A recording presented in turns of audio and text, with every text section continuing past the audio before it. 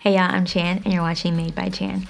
Today is actually really exciting because I'm finally making an outfit inspired by an outfit that I saw on Pinterest and Instagram.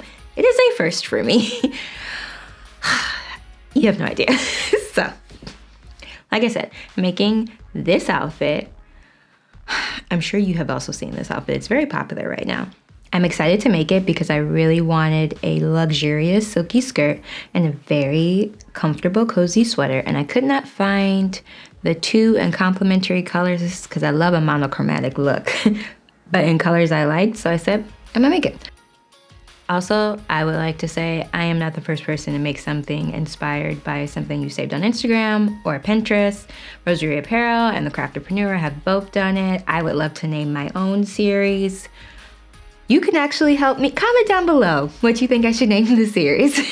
I'm going to make mine out of this silk charmeuse, as well as this bamboo cotton fleece and these lovely, we're gonna call it a cranberry look because that's the name of the color of the fabric. So if you wanna see me make this outfit, maybe stress a little bit because I'm cutting into the most expensive fabric I've ever bought and hoping this doesn't turn into tears. Please keep on watching. So we're gonna start with a pattern because your girl is not ready to self-draft. So I am making the Naomi McCall's 7931 in view B. And like I said, we're doing it out of the silk charmeuse. We're gonna cut the skirt tonight, and I'll probably get most of it sewed up tonight because it has to hang because it's cut on the bias. So let's cut it out.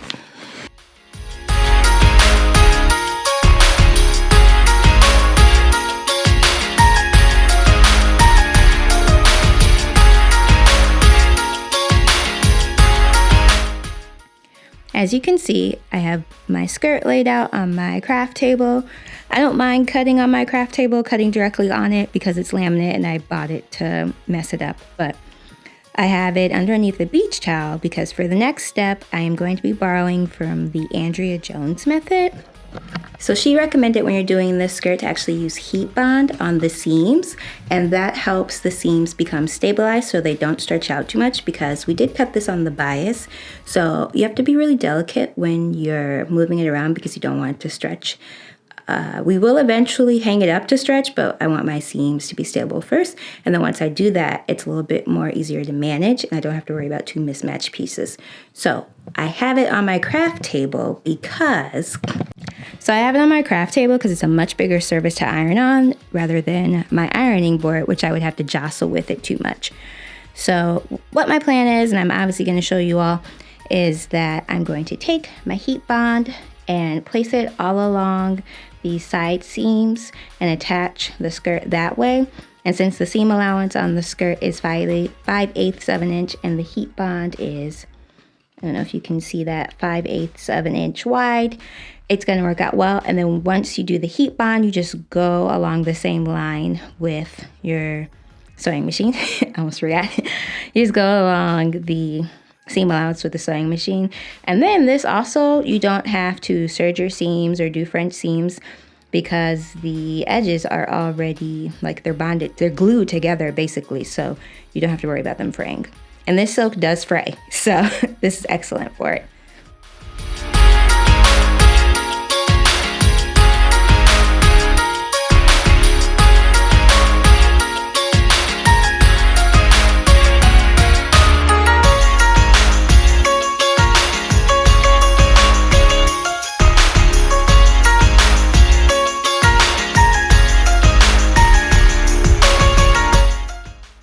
Okay, as you saw, I finished applying my hem tape. Well, is it hem tape? I mean, technically it is. My knit stitch, knit bond, whatever, my fusible interfacing to the sides of the skirt. And now I feel much more comfortable moving it around without fearing that it's going to stretch out. So next thing I'm going to do is just go over the sides and the seam allowance with thread. I'm going to actually sew it. So I've given a couple tips already about sewing with slippery fabrics. I'm definitely not an expert. I've definitely done a ton of research.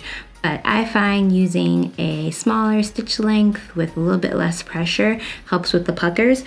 But the fact that I also use the hem tape on the edges helps with puckering a lot, I've figured out. So I'm just gonna sew up the sides, and once that's done, we'll move on to the waist.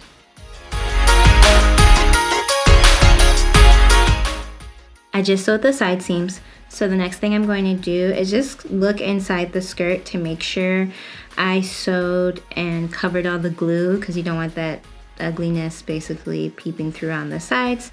And then once I do that, it's looking good. Also, this fabric, feel like the luxurious queen I was always meant to be, y'all. I feel it's so nice. Now I'm going to trim the seam allowance, probably down to about 1/4 of an inch or a little less than that, to be honest, on both sides. And then I'm going to press it open. The next step is to take a piece of elastic.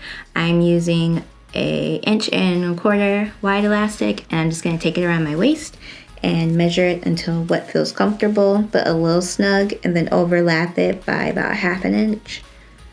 So to about here. This is just sweatband elastic. I don't know the actual name of it. Hold on.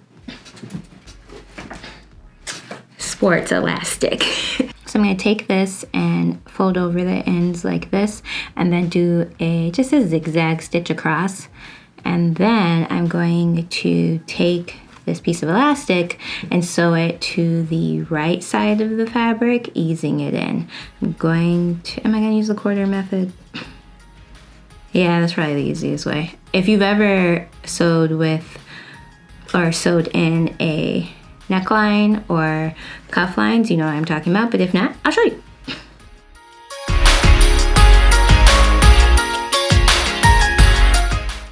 All right, as you can see, I've quartered my elastic, which basically means finding the 4 points of it and marking it. And then what I'm going to do is line up the edge of the elastic on the right side of the skirt. This is the top, right? Yeah, that's the top. That could have been bad. Line up the elastic, the seam, with the seam of the skirt on the right side of the fabric. And then I'm going to very gently pin it down. I'm going to pin the opposite end to the opposite seam. So you have something that looks a little funky like this. And then what I'm going to do is bring these 2 pins together and find the center of the center front and the center back, basically. You could just make your life easier and mark it. I chose not to do that though. And you'll take the elastic and the pin and line it up. I'm gonna take a 3rd pin and put it right there.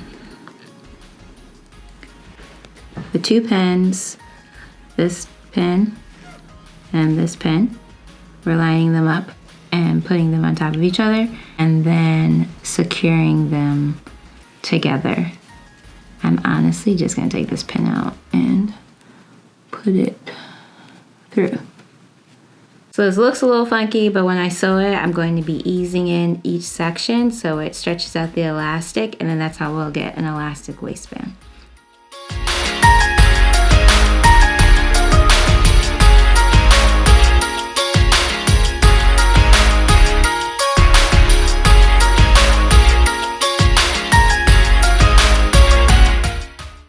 Okay, I have not looked at myself yet, but I have finished the elastic waist. Let me see what we got. Oh, I like it.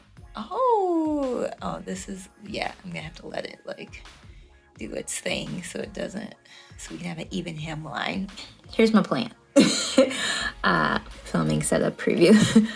I'm going to hang it up and let it just stretch overnight, because when you cut things on the bias, especially like if you do circle skirts and the silk skirt, you have to let it hang overnight and so that can fully stretch, and then you're supposed to hem it.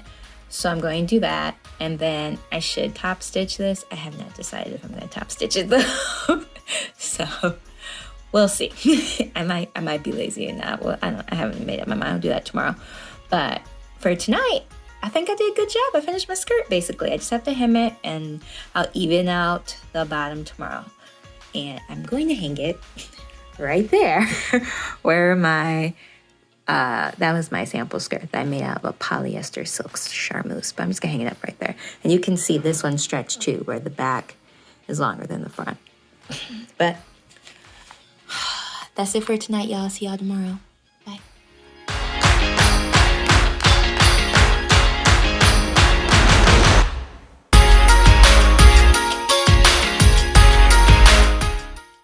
I cut out my sweater. Very easy to cut out. I just use a rotary tool. I have to sew my darts into place. As you can see, I have them all pinned up. Once I sew my darts, I'm going to attach the shoulder seams to the front shoulder seams to the back shoulder seams, right sides together.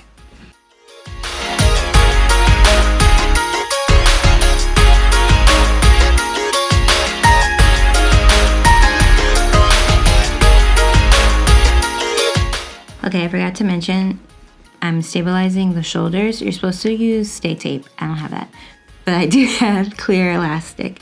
So what I do is I measure it across the top of each shoulder seam, comme ça, and then I just trim it and then sew it down in the middle along the seam allowance. I know this is not the typical way to add an elastic. There's a couple ways. Some people do it across the top, but because I have to open my side seams, open my shoulder seams to get for like another part, basically, it makes more sense for me to do it this way.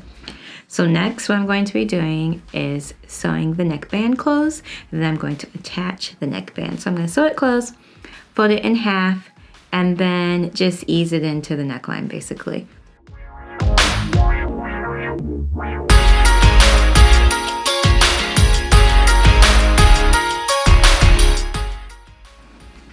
Sewed the collar on, pressed it. Looks real cute. I love it. And then I took the sleeves and sewed them at the shoulder and armhole portion. I think that's what we would call that. Let me look. Yes. I sewed the sleeve caps into the armholes.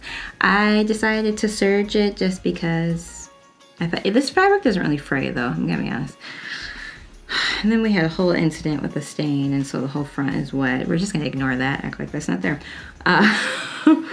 Does it make the garment heavier? Yep. Am I acting like that's not a thing? Yep. So, anyway, so the next thing to do is to sew the sleeve from the sleeve all the way down the side seam and whatnot. That's my favorite way to put in sleeves, because sleeves are actually quite difficult for me. They stress me out actually a lot, but I'm going to do that, show you, and then I can try it on, which I have not been able to do this whole time. But so far this fabric is a dream to work with, so not disappointed.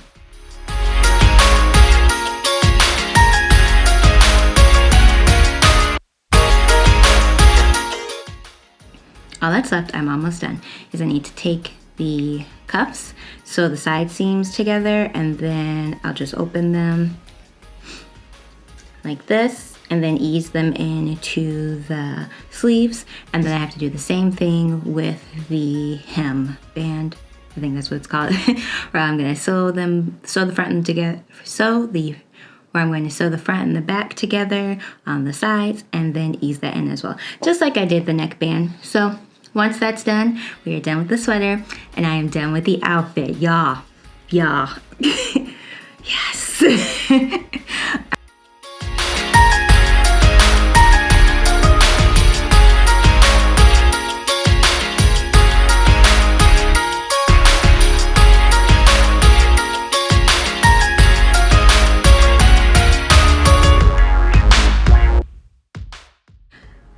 I can tell I like what I made when I don't want to take it off. Y'all, oh, I love this sweater. I have to press my shoulders still, but wait till you see this outfit. It is So good.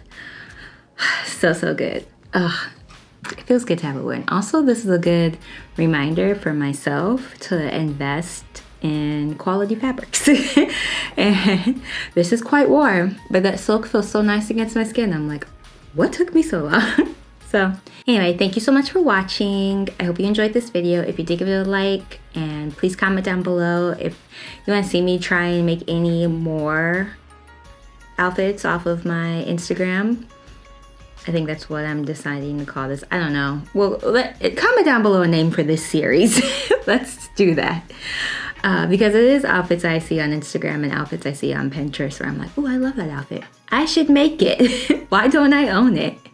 But anyway, thank you so much. Don't forget to subscribe, and I'll see you all next time. Bye.